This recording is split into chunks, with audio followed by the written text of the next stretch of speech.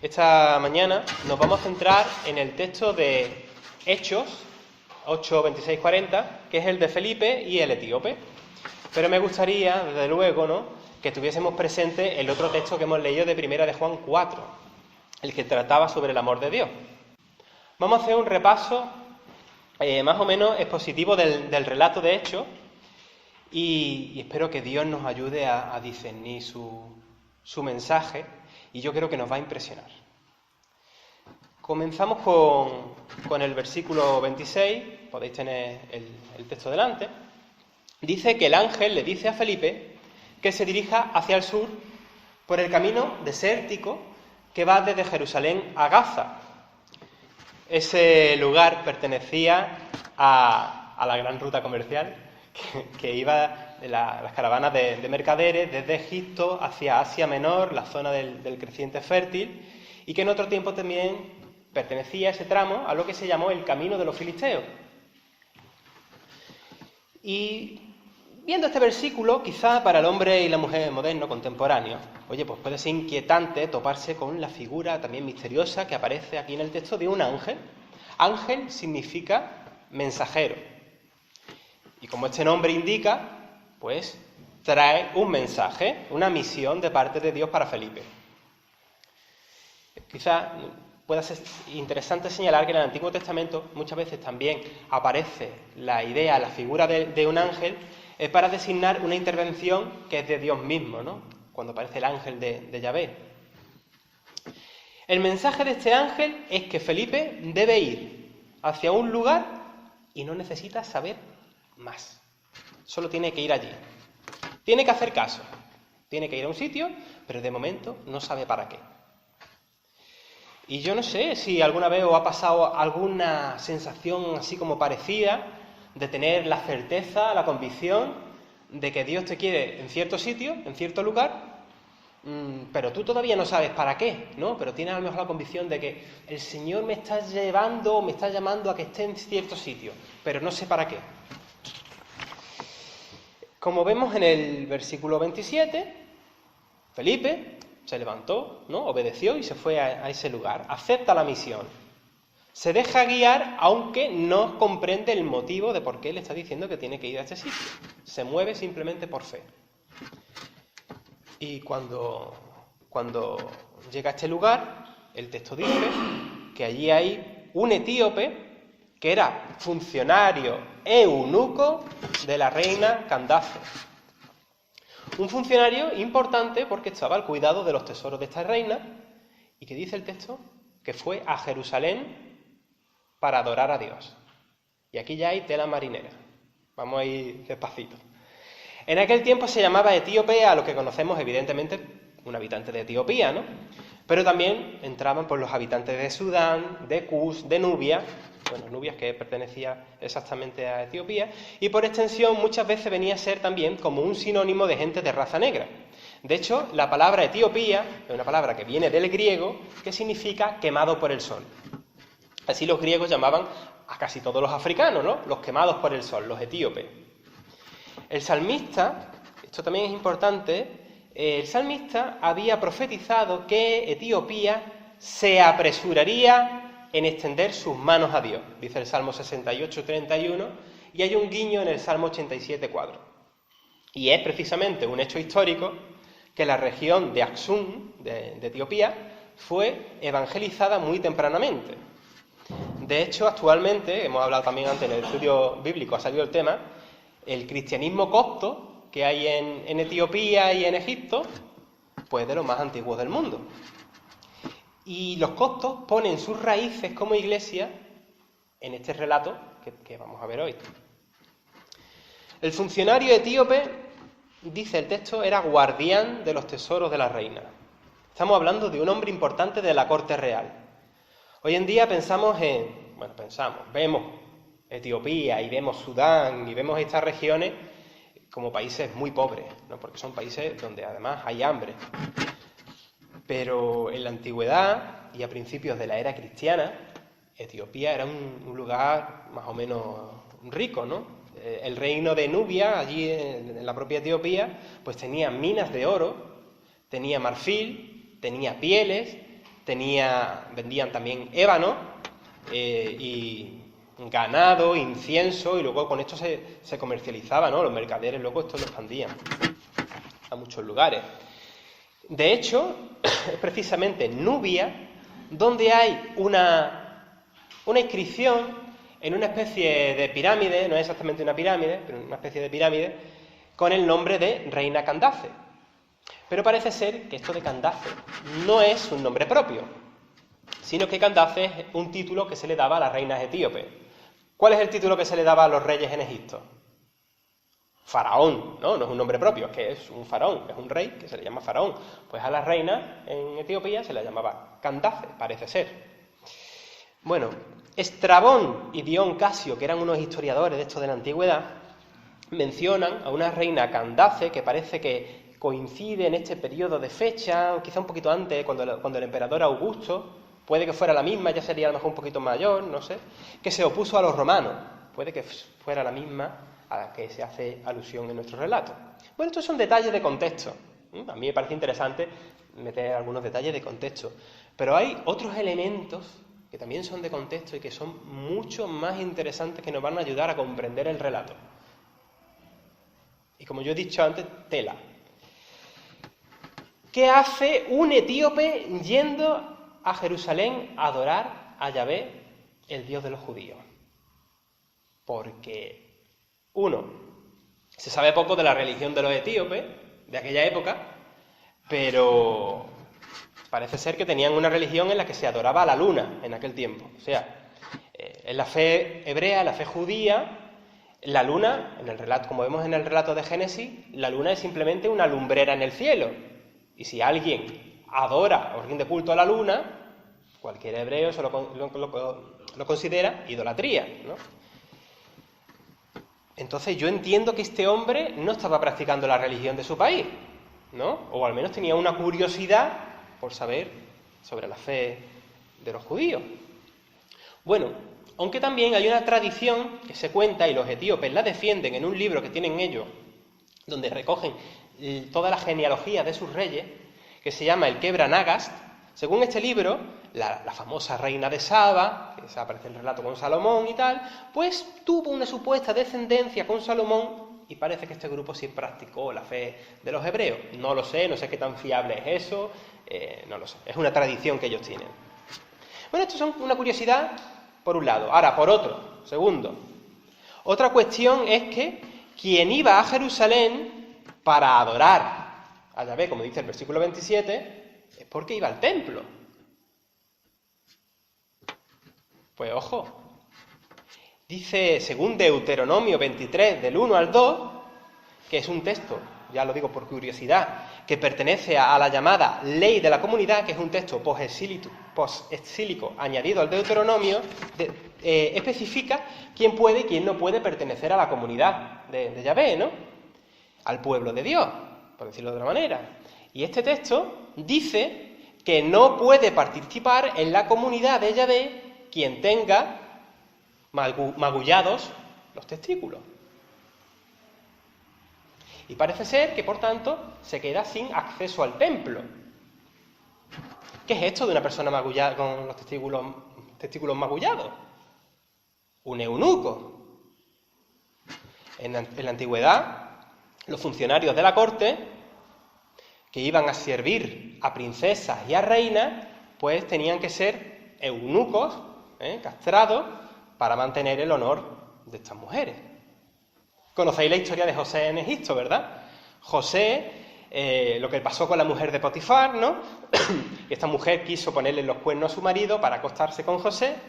Bueno, ¿por qué? Bueno, porque este Potifar, que era un funcionario de la corte, pues ya estaba casada pues con un funcionario de la corte, con un eunuco. Además, es casi con toda probabilidad era eunuco, e incluso en la traducción de la Septuaginta, el término que utiliza en el mismo relato, sabéis que la Septuaginta es una versión del Antiguo Testamento en griego, muy antigua, pues la palabra que utiliza es eunuco. La pobre mujer estaba casada con un eunuco y a ella le faltaba pues esa atención conyugal, ¿no? De hecho, los funcionarios de la corte que servían a los faraones estos eunucos, se les daban mujeres, que tuvieran su mujer, pero normalmente eran mujeres precisamente etíopes, nubias, que eran como un botín de guerra, ¿vale? Y se las daban a ellos. O sea que no había... Yo creo que así podemos, sin justificar las intenciones de esta mujer, yo creo que ahora la comprendemos un poquito mejor, ¿no? La pobre pues estaba casada con un hombre con el que no podía tener sus relaciones, su vida de matrimonio normal.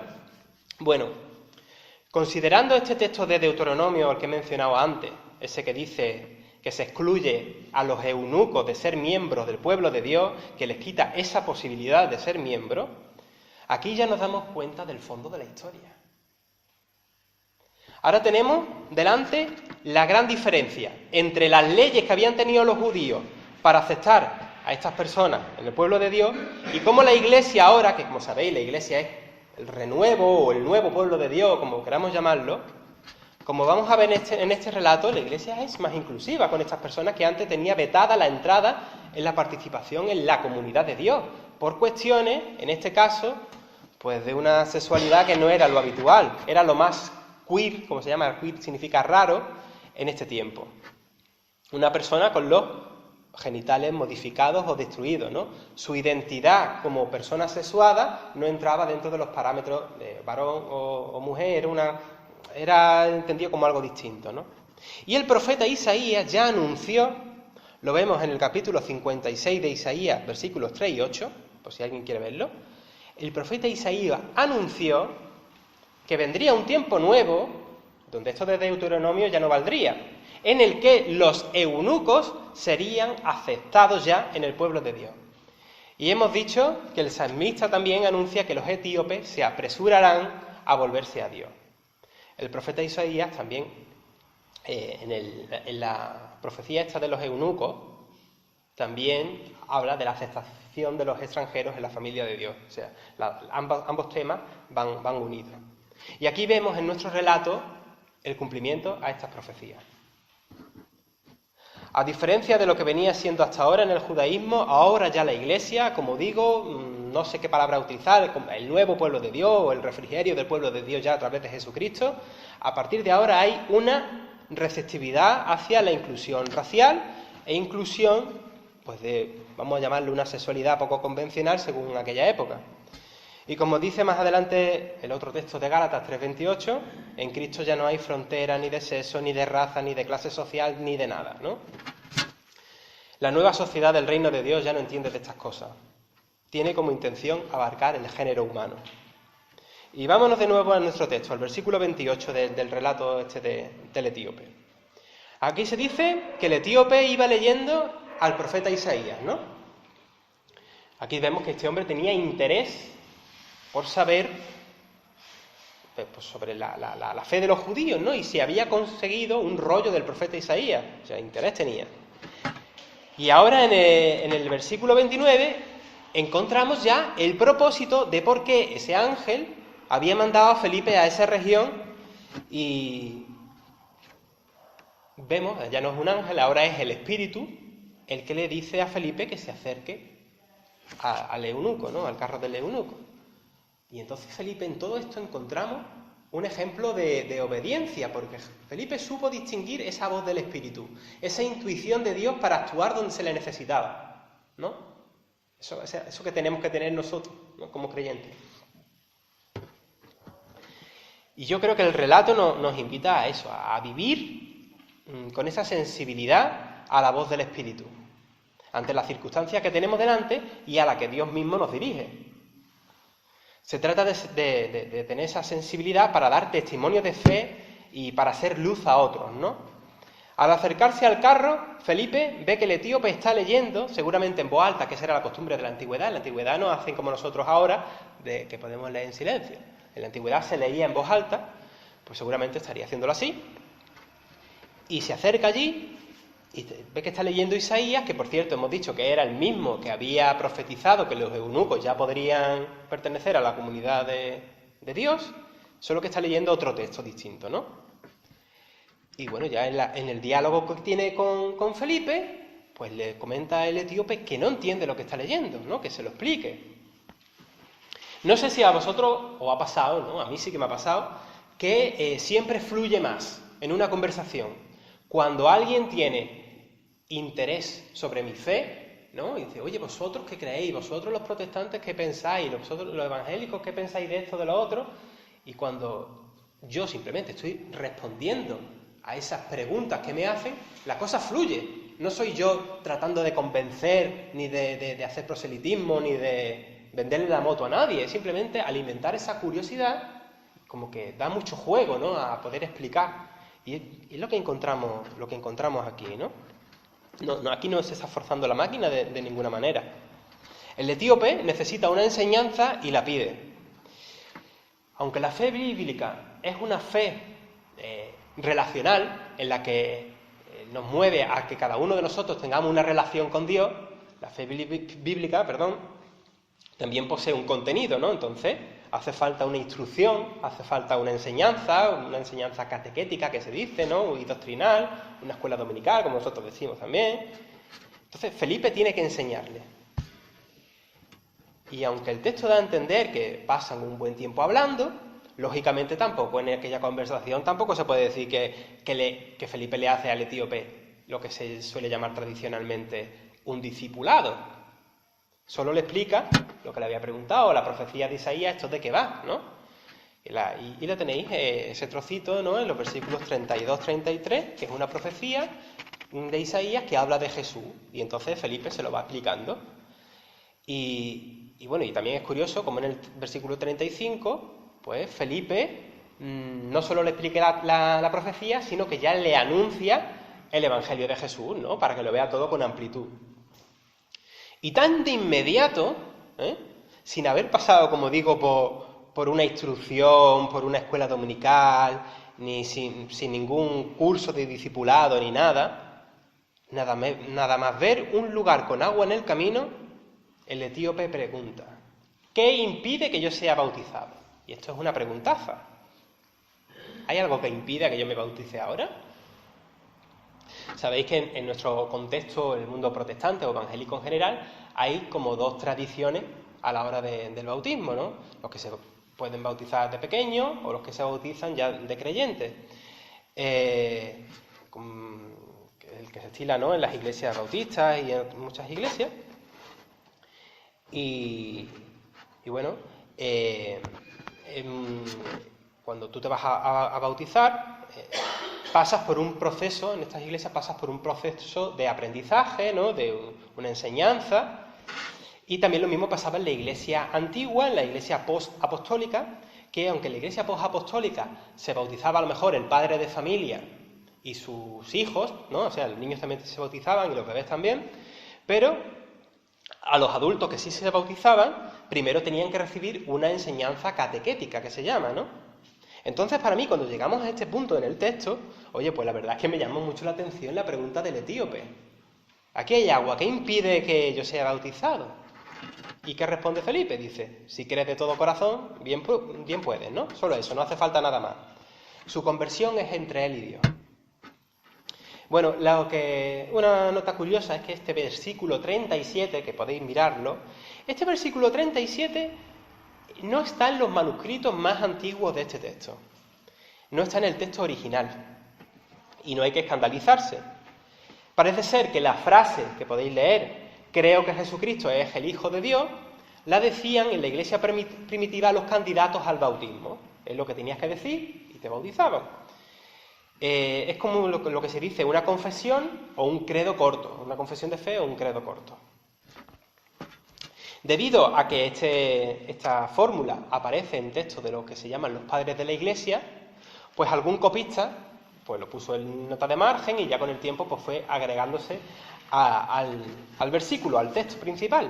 Sin embargo, a mí me parece muy bonito que esté en la Biblia, que esté este texto en la Biblia, porque es como los primeros cristianos decían cuando se iban a bautizar. Y está genial que se haya conservado esta fórmula de bautismo.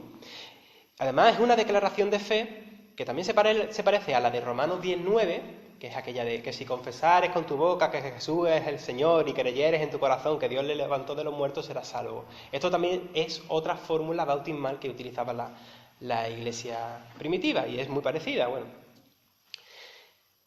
vamos al meollo. Ahora, con el bautismo del eunuco, quedaba inaugurada por fin la inclusión de los eunucos al pueblo de Dios en contra de la antigua ley judía. Y todo ello porque Felipe, que es el instrumento del Señor, en este caso, discernió la voz de Dios y se dejó guiar por el Espíritu, ¿no?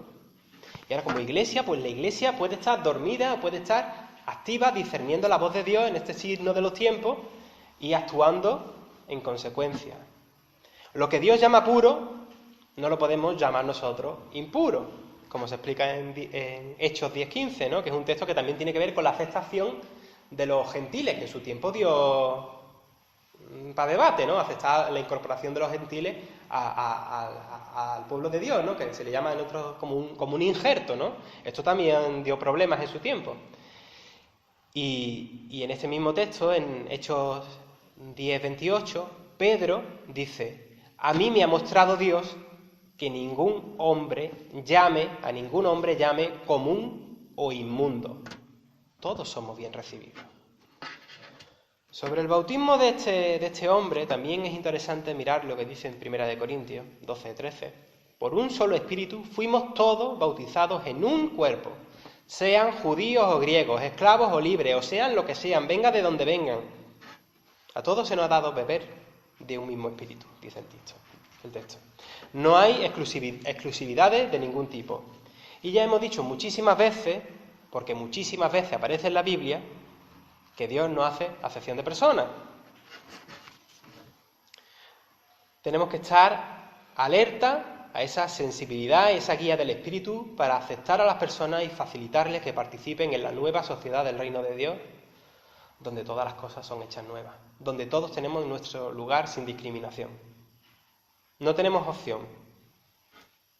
Hay que amar y aceptar al diferente en la comunidad de Cristo. Leíamos esta mañana el texto de 1 de Juan 4:20. Si alguno dice yo amo a Dios y aborrece a su hermano, es mentiroso. Porque el que no ama a su hermano, a quien ha visto, ¿cómo puede amar a Dios a quien no ha visto?